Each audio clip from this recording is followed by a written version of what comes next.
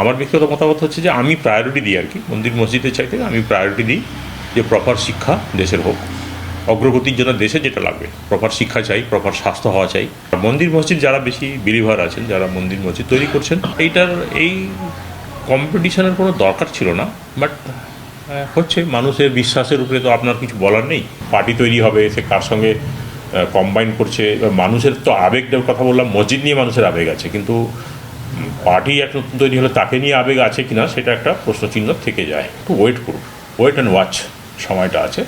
কিছু পার্টি তৈরি হয় বুদবুদের মতো, আবার উঠে আবার মিলিয়েও যায়। এখন সেটা মানুষের উপরে ডিপেন্ড করছে যে মানুষ কী চাইছে। আমি সেভাবে অ্যানালাইজ করে দেখিনি। রাজনীতি আমি ওখানে করি, এখানে তো রাজনীতি করছি না। আর আমি তো কোনো পদাধিকারী নয় যে আমি রাজনীতির কথা বলবো।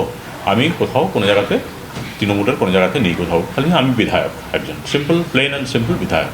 আমি শুধু দেবরের জন্য সুটেবল, ফিট, ওখানে আমি রাজনীতি করবো।